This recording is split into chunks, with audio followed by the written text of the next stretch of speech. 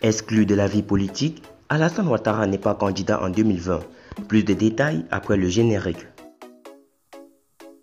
Avant de commencer, abonnez-vous à la chaîne et activez la cloche de notification car cela va vous permettre de ne plus manquer les prochaines vidéos. Let's go!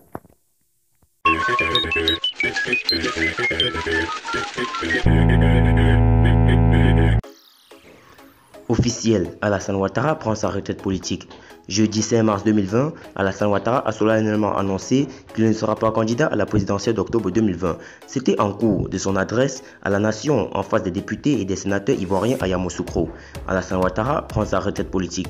À 8 mois de la présidentielle d'octobre 2020, la question de la candidature d'Alassane Ouattara cristallisait toutes les attentions en Côte d'Ivoire. Le président ivoirien avait indiqué qu'il se prononcerait d'ici juillet prochain.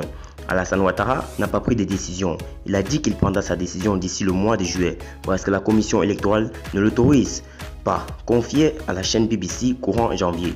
Pour le chef de l'État, rien ne servirait de courir pour prendre une décision. Mais contre toute attente, le jeudi 5 mars 2020, Alassane Ouattara a solennellement annoncé qu'il ne briguerait pas un troisième mandat.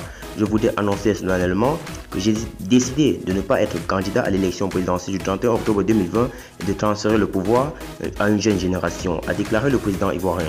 Après le retrait d'Alassane Ouattara, l'hypothèse selon laquelle Amadou Gon Coulibaly serait le candidat du Rassemblement des Oufoutistes pour la démocratie et la paix à la prochaine présidentielle devient de plus en plus plausible.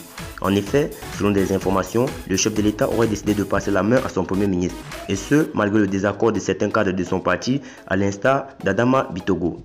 Ces derniers reprochent au chef de l'État du gouvernement ivoirien de ne pas être charismatique et de souffrir d'un manque de popularité.